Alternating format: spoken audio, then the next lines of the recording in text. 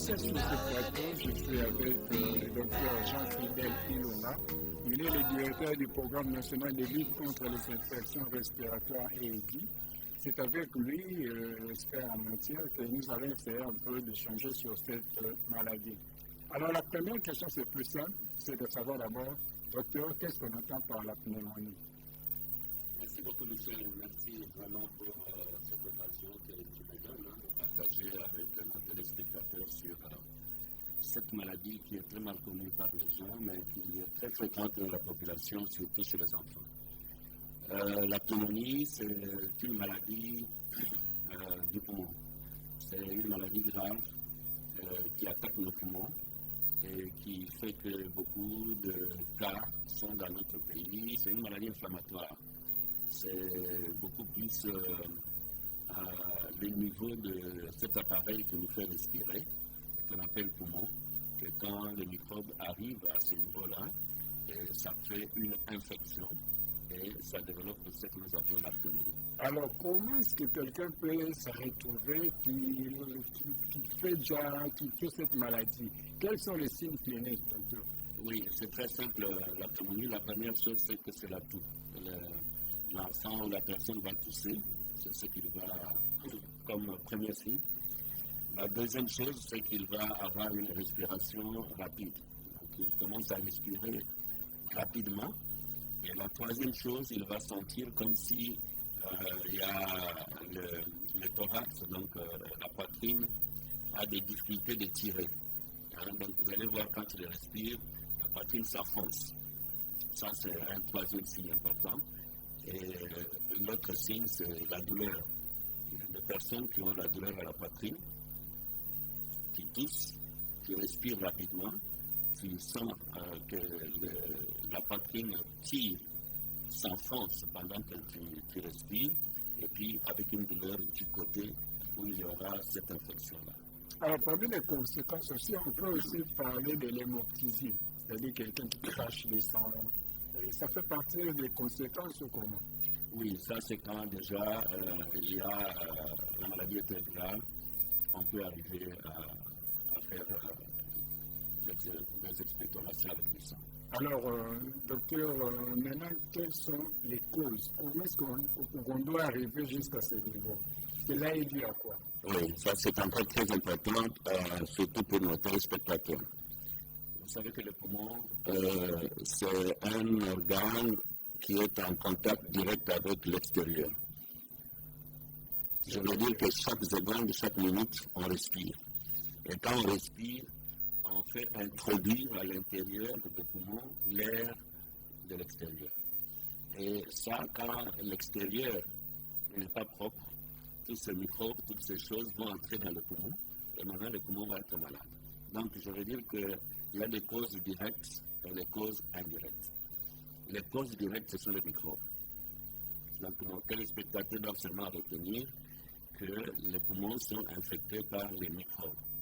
Les microbes qui peuvent être des virus, les microbes qui peuvent être des bactéries, pour ceux qui connaissent un peu les différences entre les virus et les bactéries.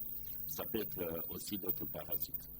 Ça, ce sont les causes directes. Donc, quand quelqu'un fait les... Je vous arrête jusque-là. Aider à nos téléspectateurs de comprendre quels sont les microbes en rapport avec le virus et les bactéries. Si, à des termes simples pour ceux-là qui ne maîtrisent pas. Oui, c'est pour ça que j'ai utilisé le terme microbe. Okay. Nous, les médecins, on parle de germes, on parle de... Okay. J'ai dit microbes. Et les microbes, vous savez qu'il y a plusieurs types de microbes. Il y a des bactéries qui sont les microbes que nous avons souvent sur nos gorges, dans les nez, on vit même avec la plupart de ces microbes. Mais quand le corps est très fort, on résiste. C'est comme les pneumocoques, comme les staphylocoques. Donc il y en a qui connaissent déjà un peu ce genre de microbes. L'hémophilus influenzae, donc il y a autant de microbes qui sont parfois avec nous. Nous vivons avec eux. Mais il y a des virus, comme quand les gens connaissent beaucoup le virus de la grippe. Quand les gens font la grippe, ce sont des virus qui sont à la base. Il y a la rougeole, les virus de la rougeole, qui sont également ces virus-là qui sont très virulents. Et quand les enfants font la rougeole facilement, ces mêmes microbes facilitent de développer la pneumonie chez les enfants. Alors, docteur, il y a aussi un problème, s'il y a toujours dans ces complications, quand est-ce qu'on arrive même à faire la ponction pulmonaire? Et ça fait toujours partie de la pneumonie? Oui, c'est-à-dire que quand le poumon est infecté, il peut sécréter des liquides. Il sécrète des liquides. Vous voyez, quand vous avez une inflammation dans le nez, vous faites le rhume. Un peu cette idée-là. Et là où il y a une inflammation, là où il y a une infection, souvent l'organe ou le tissu a tendance à sécréter un liquide.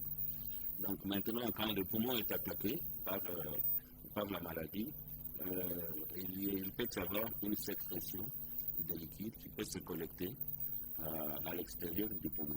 À ce moment-là, il faut ponctionner pour enlever. Et ce liquide peut être depuis. Oui, ça peut être depuis. Ça peut être depuis, ça peut être aussi des liquides simples. Mais c'est beaucoup plus depuis quand il s'agit de bactéries. Quand c'est les bactéries, habituellement, ça fait depuis. En fait, c'est une parenthèse. Qu'est-ce qu'on peut appeler comme l'hygiène du poumon? Oui, c'est ce que j'étais en train de dire, que nous avons les causes directes. Les causes directes, j'ai dit que nos téléspectateurs doivent retenir que ce sont les microbes. Maintenant, comment est-ce que ces microbes peuvent accéder au niveau du poumon? Premièrement, c'est ce que je vais maintenant démontrer, les causes indirectes. Le premier groupe de causes indirectes, c'est les causes liées à l'environnement. Et l'environnement, là, c'est beaucoup plus l'environnement de l'air.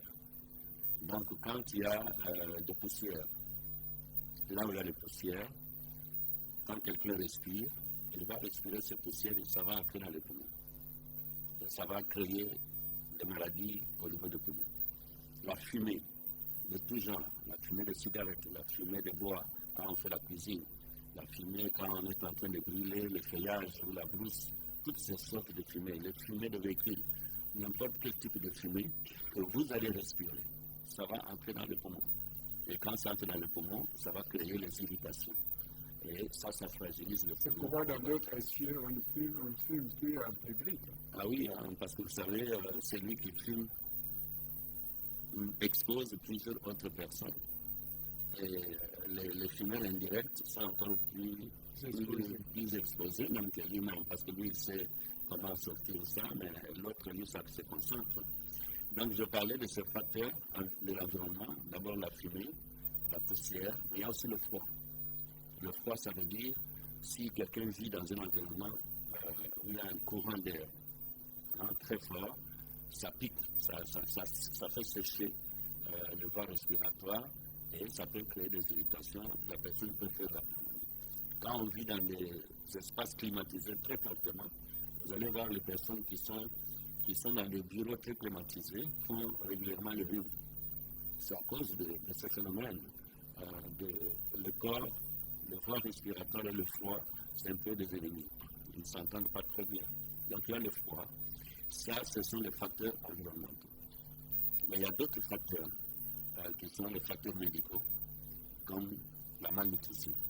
Surtout les enfants qui font la malnutrition développent facilement la pneumonie parce qu'ils n'arrivent pas à résister contre les microbes dont on a parlé. Il y a la rougeole qui est également un grand facteur. Et vous savez que notre pays maintenant est frappé par des épidémies de rougeole. Et partout où il y a des épidémies de rougeole, la pneumonie est aussi une maladie qui suit ces enfants-là. La pneumonie marche de pair avec la tuberculose, alors que la tuberculose est due au bacille des Koch. Pourquoi vous pensez à ça? Tout à fait. C'est-à-dire que c'est une bactérie. Donc, parmi les bactéries. Et quand la pneumonie, quand il y a les microbes, les bacilles de Koch qui entrent, ils vont commencer par attaquer le poumon. Et ce qui va se passer dans le poumon, là, peut être la pneumonie. Donc, c'est une des bactéries qui peuvent causer la pneumonie. C'est comme ça que la plupart des personnes qui font la tuberculose, l'une des maladies qu'ils ont, c'est la pneumonie, effectivement, au niveau de leur poumon. Alors, on revient plus tard pour parler de la prévention. Qu'est-ce que nous devons faire pour éviter cette maladie? Chers téléspectateurs, je tiens à vous rappeler, nous avons l'honneur aujourd'hui de recevoir le docteur Jean-Fidèle Ilunga. Il est le directeur du programme national de lutte contre les infections respiratoires aiguës. Alors, ce programme, ça se trouve à l'enceinte de l'hôpital de Kitambo. Si vous avez des préoccupations, même à la fin, nous allons vous donner son numéro, parce que le temps qui nous est imparti ne nous permettra pas de tout dire. Alors, il y a bientôt la journée mondiale par rapport à la pneumonie. Qu'est-ce qui est prévu? Quel est le thème? Qu'est-ce que l'OMS vient nous dire par rapport à cette journée? Ou qu'est-ce que vous avez pensé sur le plan local par rapport à cette maladie, à cette journée? Merci beaucoup. Avant de parler de la journée, je vais parler de quelques mesures de prévention. La première des choses qu'il faut, c'est de faire vacciner l'enfant correctement. Tout enfant qui naît doit être vacciné complètement. Donc avant son premier anniversaire, il faut qu'il soit correctement vacciné. La deuxième chose, c'est que tout enfant qui naît doit rester d'abord sous l'allaitement maternel exclusif jusqu'à l'âge de 6 mois. Et ça prévient beaucoup les cas de pneumonie qui peuvent survenir chez les enfants. La troisième chose, c'est la bonne alimentation des enfants.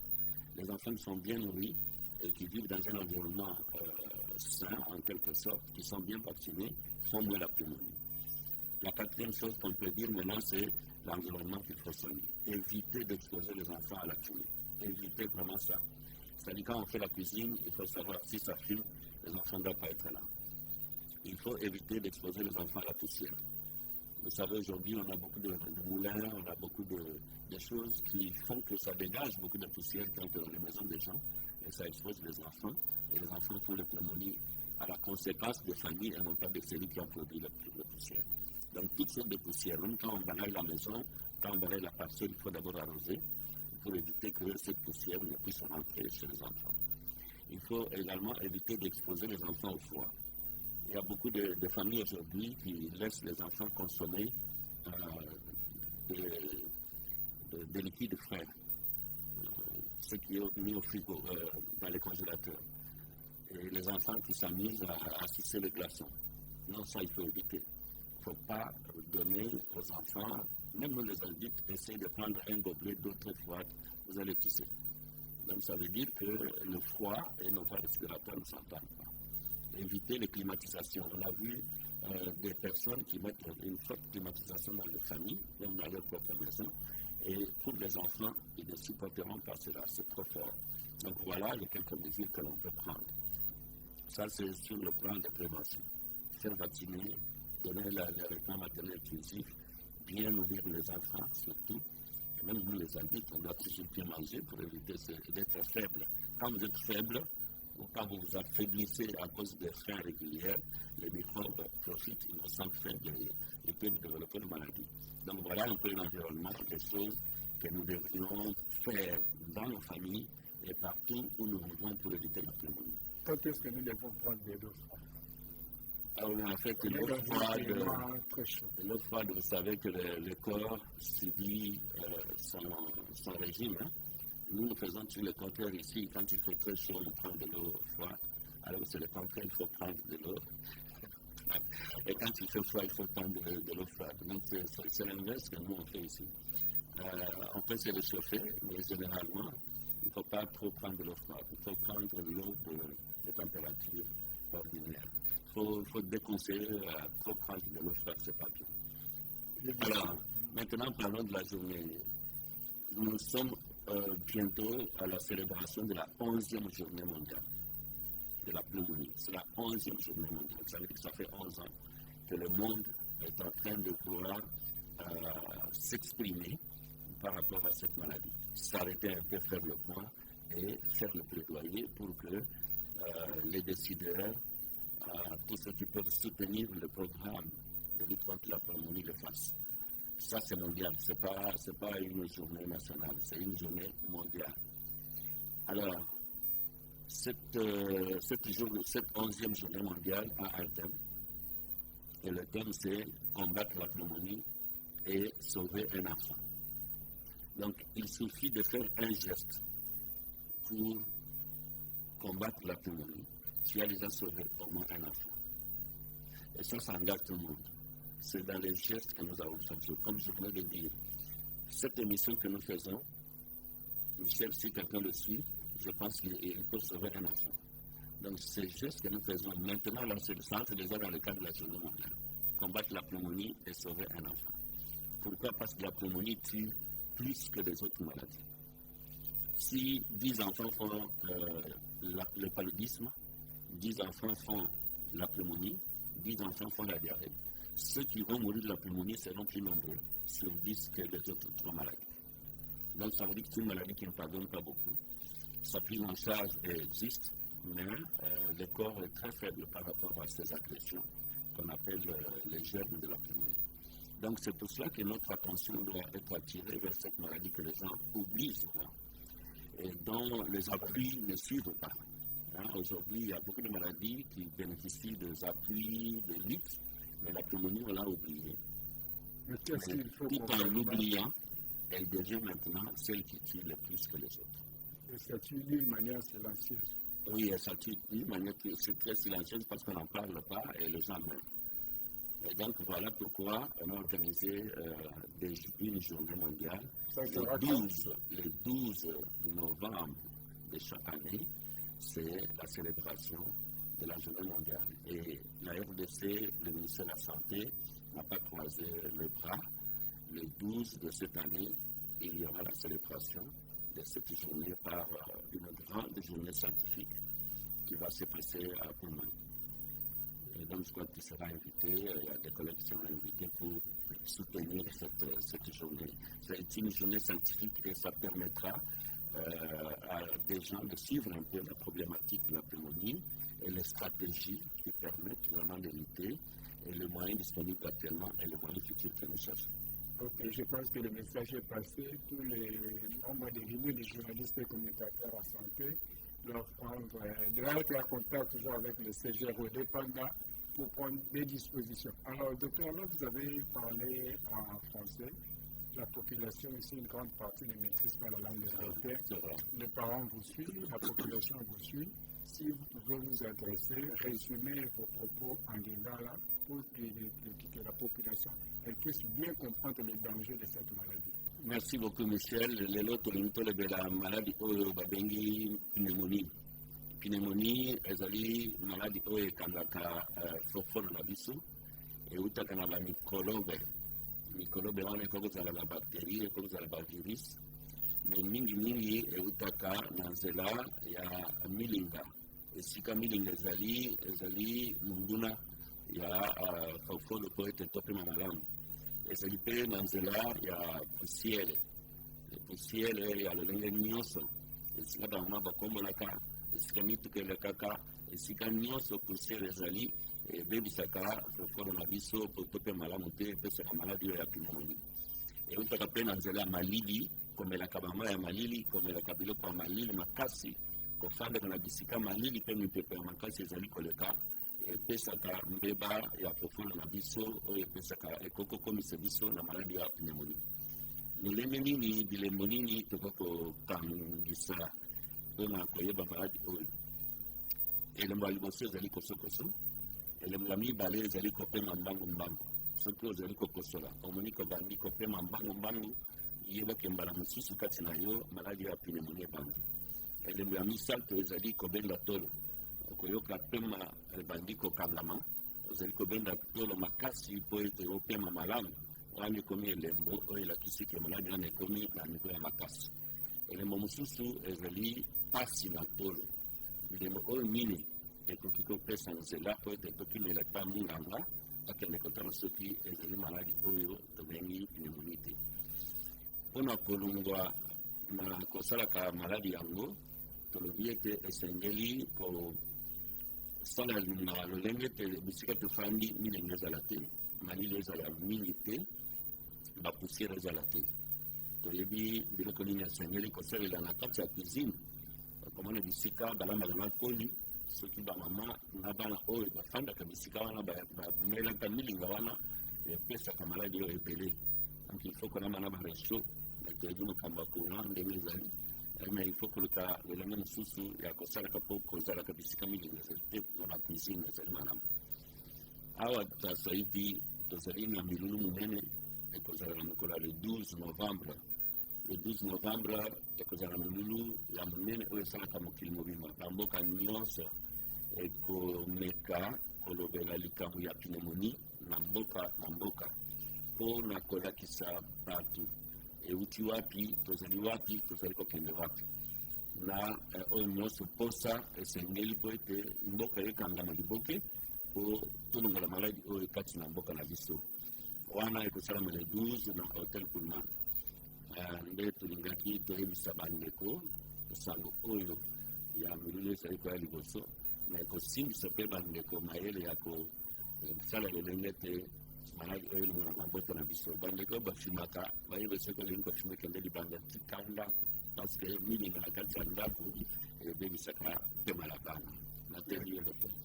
Liboso mubanga pesa numero se bozela bamituna bokoki kotuna ye tobakisi kaka te batata oyo bamelaka bangi balekaka makaya bosengeli bokende mosika botika bana bolangwa ya likaya ya makasi bino moko soki olingi kotika yo moko te soki olingi otika yo moko. kotika. Alors docteur opesa juste ocommuniqué numero baza na mituna bapréoccupation liboso tosisa. Merci beaucoup. Mais bandeko mpe bayeba ke nazali kaka directeur ya programme oyo na ministère ya santé tomi bambula ngai moko nazali mpe pédiatre donc mosala na ngai ezali nde maladi ya bana nde mboka bakonzi basepelaki ete tosungaka misala oyo ya bana na niveau ya ministère ya santé.